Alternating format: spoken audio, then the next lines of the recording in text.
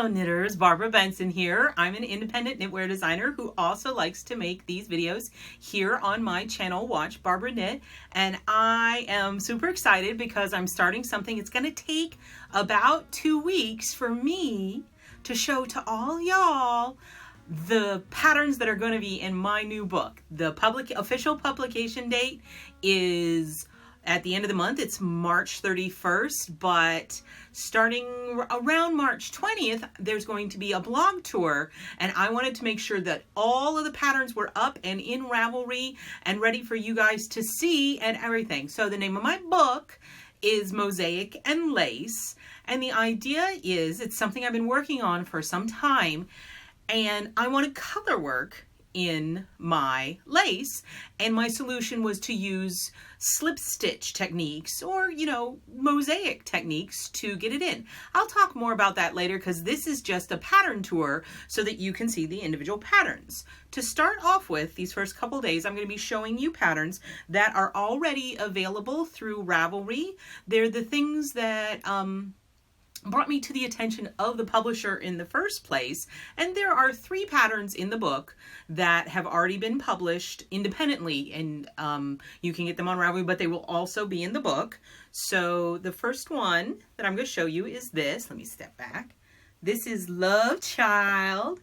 Now, the reason why this is called Love Child is because it has a stitch in it that was developed for a scarf that I did called Captive, and I call it a Captive double yarn over, but then it's the same shape as another pattern called In Uffish Thought. And so when I was describing this to the dyer who I worked with on this, I was like, it's like as if Captive and In Uffish Thought got together and had a love child, and she started singing Love Child, where you going? And so obviously it had to be called Love Child. Now, this is done in Gail's art. She is a wonderful dyer, and she actually lives close to my house. So I love working with her.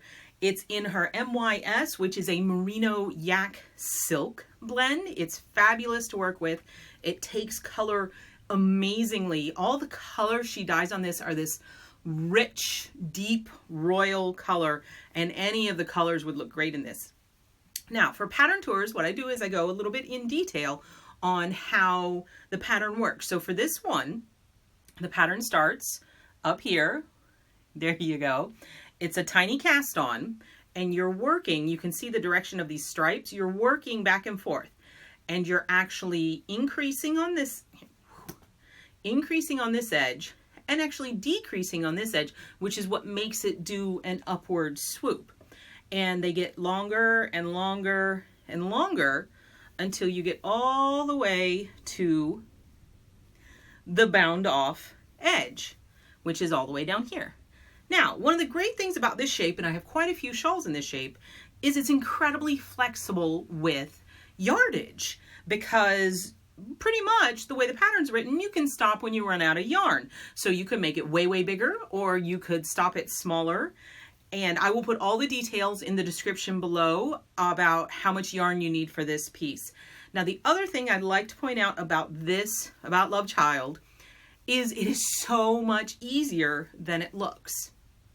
So, what we have is this stitch pattern, right? Yeah, I see you. And it is only 4 rows tall, and it's only like 5 stitches wide. And you're working that same stitch over and over and over again. But what it is when you're first working it, so color A is on rows 1 and 2, and color B is on rows 3 and 4. But after you've done that 3 times, you work here a stockinette, there, knit over, purl back. And what that does is it switches the position of the colors. So color B is on rows 1 and 2, and color A is on rows 3 and 4. And that switches the color dominance because of the way the lace interacts with the color. It changes color dominance. So it's the exact same stitch. It's just here, the one color, the gold color, is more dominant, and then here, the other color is more dominant. So you're just working the same stitch over and over and over again. So it's a relatively simple pattern, but it looks like you've done something crazy. So let's put this on. I like wearing this one like this, I think is one great way. You bring the front around and you bring this around and there you go. And you've got it bandito style. On my tippy toes so you can see it. And I like the asymmetry. Oh, that lined up nicely, didn't it? Look at that. I can't believe I did that accidentally. Look at that. Woo! It's like, it's as if I had planned it. So you can be worn like this, or you can always wear it. And one of the great things about this asymmetrical triangle shape is even though it has a point in the back, the point is off center. Ooh. And so it doesn't point at your butt, which I know some people have an issue with. And it wraps around. And again, since this is a flexible piece, you can make it bigger or you can make it smaller, or you could say this is just right. So this is Love Child. It takes fingering weight yarn, 2 different colors, and I think it'd look fabulous in a gradient if you wanted to do that. And it will be in my book that is coming out this month. And if you're watching this later, it's the book that's already come out. Check in the link in the description below. You can always find online sources, but I highly encourage you to see if your local yarn store carries the book, because we have to support our local yarn stores. If you like this, let me put this on. Whee! If you like this video, please give it the thumbs up, click that like button. And if you would like to be notified whenever I upload a new video, please click on subscribe. And for the next couple of weeks, you really want to know, because every day there will be new videos with patterns that you maybe haven't seen before. Thank you so much.